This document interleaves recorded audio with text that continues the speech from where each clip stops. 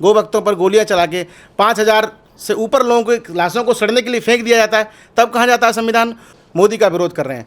विरोध करते करते वो भारत का विरोध करने लगे, उनको इसका अंदाजा ही नहीं है। भारतीय जनता पार्टी आज अपना स्थापना दिवस मना रही है। 45 साल हो गए हैं पार्टी को बने हुए, और 45 सालों में कितनी बदली भाजपा। अटल अडवाणी के साथ साथ आज अमित शाह और नरेंद्र मोदी की भाजपा। इन सब पर बात करने के लिए हमारे साथ अभिषेक कृष्ण दुबे जी हैं, जो युवा मोर्चा के राष्ट्रीय कार्यकारिणी सदस्य हैं। अभिषेक जी, 45 साल, 4 दशक से ज़्यादा हो गए हैं भारतीय जनता पार्टी की स्थापना के, कितनी बदली भाजपा? देखिए, आपका जो प्रश्न है ये मैं इस पर ये कहना चाहता हूँ कि गोमुख से निकलकर माँ गंगा जब गंगा सागर में जाकर समाहित होती हैं तो उनकी पवित्रता पटना में भी उतनी है, प्रयाग में भी उतनी है, मिर्ज़ापुर में भी उतनी है, फर्रुखाबाद में भी उतनी है और हरिद्वार में भी उतनी है। वो पवित्रता यथावत है। सो वैचारिक पवित्रता भारतीय जनता पार्टी की जो वैचारिकी है वो यथावत चल रही है। और ये बात सही है कि भाजपा के पहले राष्ट्रीय अध्यक्ष अटल जी से लेकर के हमारे वर्तमान राष्ट्रीय अध्यक्ष जेपी नड्डा जी तक के इस यात्रा में हमने 45 साल पूरे किए हैं। और ये 45 साल समाज के लिए हमने प्रयास किया है कि समाज में परिवर्तन आए। हमारे उस अनुष्ठान से, उस अभियान से जो हमने लिया था, क्योंकि जब भाजपा की स्थापना हुई तो इस विचार के साथ हुई थी, BJP is the political manifestation of the movement which India has been facing.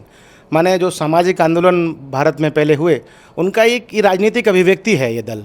तो बदला कुछ नहीं है, ये समय के साथ साथ जैसे चीज़ें बदलती हैं वो परिवेश हमें अपनाया है। 2 सीटों से और आज केंद्र में लगातार तीसरी बार सरकार है, कई राज्यों में भारतीय जनता पार्टी की सरकार है। किसका योगदान मानते हैं, और इतनी जो परिवर्तन हुआ, इतनी बड़ी पार्टी हुई है, इस पर क्या कहेंगे? देखिए, कैसा है कि जैसे मान लीजिए कि मैंने भोजन शुरू किया और मैंने 5 चपाती खाई, 5वीं चपाती पे मेरा पेट भर गया, तो पहले की जो 4 चपातियाँ थी उनका योगदान भी 5वीं चपाती के बराबर है। पहले तो ये। दूसरा, आधुनिक परिवेश में मैं कहूँ तो निसंदेह मैं कहूँगा कि मेरे गर्वित नेता भारत के यशस्वी प्रधानमंत्री मोदी जी के नेतृत्व में हम यहाँ तक पहुँचे हैं। ये मोदी जी का जो नेतृत्व है, हमारे प्रधानमंत्री जी स्वयं कहते हैं कि हमारे पूर्वज जो थे, श्यामा प्रसाद मुखर्जी, दीनदयाल उपाध्याय जी, अटल बिहारी वाजपेयी जी, लाल कृष्ण आडवाणी जी, अथवा हमारे जो पूर्व के जितने राष्ट्रीय अध्यक्ष रहे हैं, सबका योगदान हम सब मानते हैं, सब कार्यकर्ता मानते हैं। आपका जो मीडिया पॉइंट ऑफ व्यू है या दूसरे लोगों का देखने का दृष्टिकोण है, उसमें आप बदलाव के तौर पे देखते हैं, हम इसको एक जिम्मेदारी के तौर पे देखते हैं। कार्यकर्ता गया, दूसरे को जिम्मेदारी मिली, दूसरा आया, उसके बाद तीसरा आएगा, चौथा आएगा, और ये अनुष्ठान यथावत चलता रहेगा। हमारे पूर्वजों की भारत को अखंड भारत बनाने की, भारत को समृद्धशाली श्रेष्ठ भारत बनाने की, भारत को गौरवशाली भारत बनाने की हमारी जो अनुष्ठान है, हमारी जो वैचारिकी है, वो यथावत चलेगी। अटल बिहारी वाजपेयी प्रधानमंत्री रहे भारतीय जनता पार्टी की तरफ से, प्रधानमंत्री नरेंद्र मोदी लगातार तीसरी बार हैं। इन दोनों की अगर शासन की बात करें तो दोनों की तुलना आप किस तरीके से करेंगे? देखिए, आप तुलना क्यों करना चाहते हैं? कंपेयर की जगह कोरिलेट करिए। आप ये देखिए अटल जी के कौन से अधूरे काम थे जिनको मोदी जी पूरा कर रहे हैं, या अटल जी के जो कौन से राजनीतिक स्वप्न थे, समाज सुधार के स्वप्न थे, उनको मोदी जी पूरा कर रहे हैं। प्रधानमंत्री ग्राम सड़क योजना तब भी थी, आज भी है।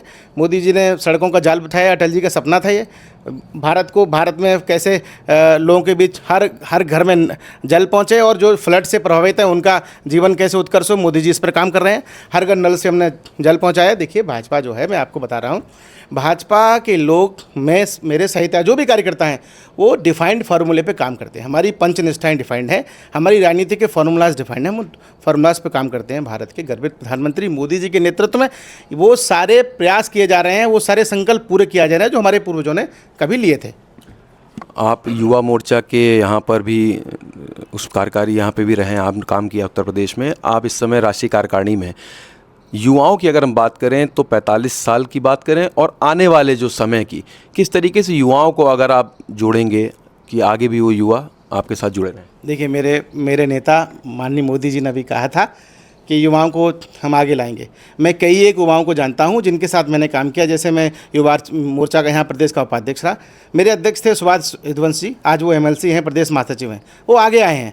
मेरे प्रदेश महामंत्री थे कमलेश मिश्रा जी, इसी प्रदेश में वो क्षेत्रीय अध्यक्ष बने हैं। मेरे साथी राष्ट्रीय सचिव गौरव गौतम हरियाणा में मंत्री बने हैं। मेरे एक साथी अभिषेक शर्मा भी जिलाध्यक्ष बने हैं। तो पार्टी जो है युवाओं के बारे में बराबर सोचती है, युवा कल्याण का काम करती है। मेरे अभी के जो राष्ट्रीय अध्यक्ष हैं तेजस्वी सूर्या जी, पार्टी ने उनको उठाकर प्रदेश महामंत्री से राष्ट्रीय अध्यक्ष बनाया, राष्ट्रीय अध्यक्ष के बाद उनको 2 बार सांसद बनाया।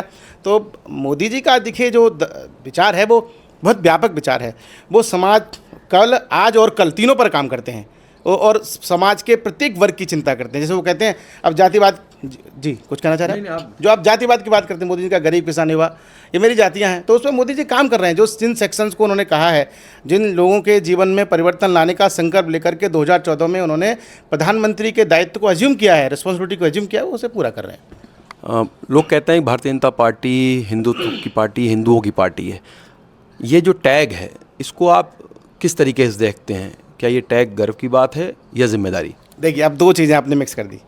पहला, मैं पहले प्रश्न का उत्तर दूं, हिंदू होना गर्व की बात है, गर्व से कहो हम हिंदू हैं, ये भी मेरे पुरखों ने कहा है। हम स्वामी विवेकानंद जी के उस विचार के एकदम पुष्ट समर्थक हैं, गर्व से कहो हम हिंदू हैं। लेकिन भारतीय जनता पार्टी सर्वस्पर्शी, सर्वव्यापी, सबका साथ सबका विकास, ऐसे संकल्प के साथ चलने वाला दल है। हमारा नाम है भारतीय जनता पार्टी। नहीं, आपको बीच में रोकूंगा। आपने कहा सबका साथ सबका विकास की बात करते हैं। अभी वक्फ बोर्ड बिल कल ही पास हुआ है, राष्ट्रपति के पास गया है। विपक्ष ने पूरा आरोप लगाया है कि भारतीय जनता पार्टी एक मजहब को टारगेट कर रही है। जो जिनकी विचारधारा, जिनका दल तुष्टीकरण से उपजा, वो लोग हम पर प्रश्न कर रहे हैं। मैं उत्तर देता हूँ आपको। भारतीय जनता पार्टी जो बात कर रहे हैं, आप कहना चाहते हैं मुस्लिम को लेकर, मैं सीधे सीधे आप मुस्लिम पे आता हूँ। अब्दुल कलाम आज़ाद को भारत का राष्ट्रपति भारतीय जनता पार्टी ने बनाया। कांग्रेस बताए उन्होंने कौन सा मुसलमान राष्ट्रपति बनाया, या कांग्रेस बताए उसने मुसलमानों के लिए क्या किया? सपा समाजवादी पार्टी बताए। वो तुष्टीकरण करते हैं, समाज को खंडित करते हैं, समाज को दंगों में ढकेलते हैं, समाज को पीछे ले जाते हैं। वो बताएं उनके समय में कितने नेशनल हाईवे बने, हम बताते हैं। वो बताएं कितने लोगों की गरीबी हटाओ, उनकी दादी का नारा था राहुल गांधी ने दिया, उनकी दीदी देती हैं। हमने 35 करोड़ को बाहर कर दिया। हम गरीब के घर में बिजली ले जा रहे हैं, राशन ले जा रहे हैं, पानी ले जा रहे हैं, सड़क से जोड़ रहे हैं, विकास से जोड़ रहे हैं उसको। हम स्किल डेवलपमेंट दे रहे हैं उसको, उसकी स्किल योग्यता, क्वालिफिकेशन सब में विकास कर रहे हैं। लेकिन वक्फ बोर्ड उनको याद आएगा। आप बताइए, मेरे घर की ज़मीन को बगल में रिक्शा चलाने वाला इमरान वक्फ कर देता है, वक्फ बोर्ड को, वक्फ बोर्ड क्लेम करके मुझे कोर्ट में ले जाता है और अपने ही कोर्ट ट्रिब्यूनल में उसको घोषित कर देता है कि वक्फ की ज़मीन है। ऐसे कई केसेस भारत में हुए हैं। उनके ऐसे केस न हो, इससे गैप बढ़ता है, हिंदू मुस्लिम का गैप बढ़ेगा, कम नहीं होगा। तो समाज को जोड़ने का प्रयास है, तब भारत, इनका नारा भारत को तोड़ने का रहा है सदैव। और मैं बार बार कहता हूँ, मुझे कहने की ज़रूर आप पूछेंगे, मुझे लगता है ये संविधान चिल्लाते हैं। ये बताइए हमको, जब भारत की जनता के द्वारा, लोकतंत्र के द्वारा चुनी हुई सरकार के ऑर्डिनेंस को राहुल गांधी फाड़ कर उड़ा देते हैं, तब कहाँ जाता है संविधान? तब संविधान कहाँ जाता है? 1966 में गो पास्टिंग वाले दिन गो भक्तों पर गोलियां चला के 5000 से ऊपर लोगों की लाशों को सड़ने के लिए फेंक दिया जाता है, तब कहाँ जाता है संविधान? 1984 में सिख दंगों में इस देश को धकेल दिया जाता है, कहाँ जाता है संविधान? कश्मीरी पंडितों को मारकर भगा दिया जाता है कश्मीर से, कहाँ जाता है संविधान? कोई संविधान नहीं है। आप देखिए, पंजाब में अभी केजरीवाल के साथ राहुल गांधी का गठबंधन था, अभी अकेले अलग हो गए, फिर से एक हो जाएंगे। उनसे पहले कांग्रेस की सरकार थी, उससे पहले कांग्रेस की सरकार थी। आपको पता कर लीजिए, नशे में डूबा घूम रहा है पंजाब, ये बनाते हैं वो। कश्मीर में अलगाववाद पैदा कर दिया, ये बनाते हैं वो। छत्तीसगढ़ में नक्सल पैदा किया, ये बनाते हैं वो। ये समाजवादी के और समाजवादी पार्टी और कांग्रेस अथवा जो लोग मोदी का विरोध कर रहे हैं, विरोध करते करते वो भारत का विरोध करने लगे, उनको इसका अंदाजा ही नहीं है। परिवारवाद की भी बात कर लेते हैं। तो भारतीय जनता पार्टी का परिवारवाद और बाकी दूसरे दलों का परिवारवाद किस तरीके से अलग देख रहे हैं आप? देखिए, पहले मैं आपको एक भगवान राम के बारे में बताता हूँ। कल रामनवमी आने वाली है। भगवान राम जब राजा बने, उससे पहले वो गुरुकुल में गए, शस्त्र शास्त्र सब सीखा। कृष्ण ने शस्त्र शास्त्र दोनों सीखे, पांडवों ने शस्त्र शास्त्र सब सीखा। भारतीय परंपरा है, एक नेता का बेटा भाजपा का कार्यकर्ता बनता है, होते होते युवा मोर्चा का महामंत्री, प्रदेश उपाध्यक्ष, राष्ट्रीय उपाध्यक्ष कुछ बनता है, फिर वो अनुराग जी के रूप में फलीभूत हो जाता है। आप कहते हैं परिवारवादी है, कार्यकर्ता के रूप में काम किया। परिवारवाद जानते क्या होता है? मुलायम सिंह जी के बाद उनका बेटा सीधे मुख्यमंत्री बना, ये परिवारवाद है। सोनिया गांधी के बाद उनका बेटा सीधे राष्ट्रीय अध्यक्ष बना, ये परिवारवाद है। उनकी बेटी आई, सीधे महासचिव बनी, अब लोकसभा की सांसद बन गई, और कार्यकर्ता नहीं थे क्या?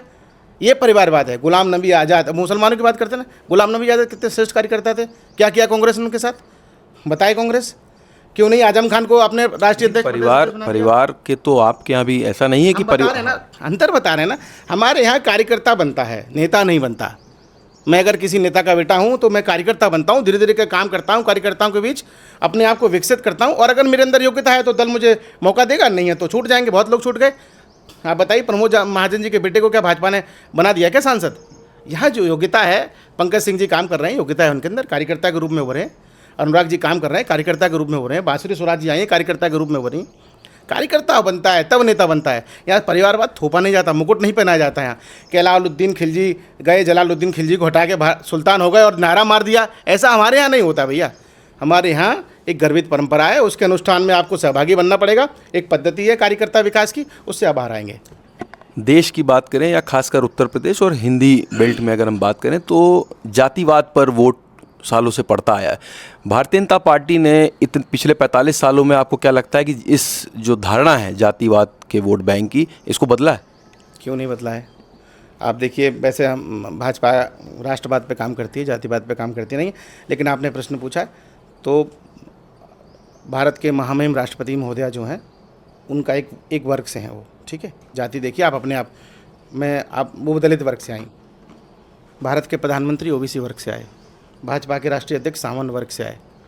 सारे वर्गों की चिंता इसी प्रदेश में देख लीजिए। योगी जी को देख लीजिए, केशव जी को देख लीजिए, भूपेन्द्र चौधरी जी को देख लीजिए, चाहे जिसको देख लीजिए। समाज के सारे वर्गों को प्रतिनिधित्व देकर के मुख्य धारा से जोड़कर आगे लाना और उनको समाज के विकास में और जन कल्याण के इस अभियान में सहभागी बनाना, ये भारतीय जनता पार्टी सुनिश्चित करती है। यहाँ कोई एक जाति का दबदबा नहीं रहता, यहाँ दो जातियों की बात नहीं की जाती। यहाँ हर बार एक ही जाति का राष्ट्रीय अध्यक्ष नहीं बनता। पिताजी बने, भतीजा बने, चाचा बने, ये बने, वो बने, सभी की जाति के। जाति छोड़ो, एक परिवार के 5 ही लोग और अपने आप को दल बोल रहे हैं और प्रश्न करेंगे हम पे। जातिवाद पे हम पे प्रश्न करेंगे, परिवारवाद पे हम पे प्रश्न करेंगे। आप देख लो, अभी लोकसभा के सांसद बने हैं धर्मेंद्र जी, अखिलेश जी, उनकी पत्नी, और कोई लोग योग्य नहीं थे क्या? डिम्पल यादव जी की जगह किसी और को टिकट तो बहुतों को दिया था, जीत नहीं पाए मान लीजिए। नहीं जीत क्यों, उनके काफ़ी सांसद जीते हैं। तो टिकट तो मिले हैं ना। 35 में यही लोग आगे बैठेंगे, यही लोग बोलेंगे, यही विचार रखेंगे। बाकी लोग 35 नहीं, आपने 5 की बात कही। आपने बाकी के किराए के टट्टू उठाए हैं क्या? नेता नहीं बनाते हैं क्या आप? नेता आप ही बनेंगे क्या? बाकी सब लोग जयका मारें क्या? अखिलेश भैया जिंदाबाद ही बोलेंगे क्या सब? बता दो कहाँ नारा दिखा दो हमको, कोई कहता हो समाजवादी पार्टी जिंदाबाद, सब कहते हैं अखिलेश भैया जिंदाबाद, नेताजी जिंदाबाद। चलो मैं दिखाता हूँ, हमारे यहाँ सभागार में जब नेता प्रविष्ट होते हैं, योगी आदित्यनाथ जी हों, केशव प्रसाद मौर्य जी हों, जेपी नड्डा जी हों, अनुराग ठाकुर हों, तेजस्वी सूर्या हों, कोई नेता हो, हमारे अमित शाह जी हों, मेरे प्रधानमंत्री जी हों, नारा लगता है भारतीय जनता पार्टी जिंदाबाद, भारत माता की जय। तो भारत माता की जय हमारे लिए नारा नहीं है, संकल्प। उसी के लिए हम लोग काम कर रहे हैं। 45 साल मौका मिला है और मौका मिलेगा, आगे करते रहेंगे, ये हमारा ध्येय रहा। संविधान खतरे में है, इस लाइन को पकड़ के 2024 के चुनाव में विपक्ष ने खूब काम किया और उसका नुकसान भारतीय जनता पार्टी को हुआ, सरकार को हुआ। इसको किस तरीके से आने वाले चुनाव में, बिहार का चुनाव है, उसका उत्तर प्रदेश का चुनाव है, इस टैग को कैसे आप हटाएंगे? देखिए सर, मैंने अभी संविधान खतरे में है का आपको विस्तृत आंसर दिया है। 55 साल में 77 बार संविधान संशोधन किया, तब संविधान खतरे में नहीं आया। ये एक प्रोपेगेंडा था, उन्होंने चलाया। मैं ये नहीं कहता हूँ ये प्रोपेगेंडा सफल रहा, कहीं ना कहीं हम अपनी बात को कहने में कमज़ोर रहे, अपनी बात शायद नहीं पहुँचा पाए। अब जनता उनको जान गई है, अच्छे से समझ गई है, उनका संविधान एक ही है। इस देश का इस्लामीकरण कर दो। ये देश, उनके प्रधानमंत्री कहे थे, देश के संसाधनों पर पहला हक अल्पसंख्यकों का। मेरा नहीं है क्या? मेरा नहीं है क्या? मेरा भी देश है, मैं बहुसंख्यक हूँ, तो क्या हुआ? अल्पसंख्यक बहुसंख्यकवाद के भेद को भाजपा ही मिटाएगी।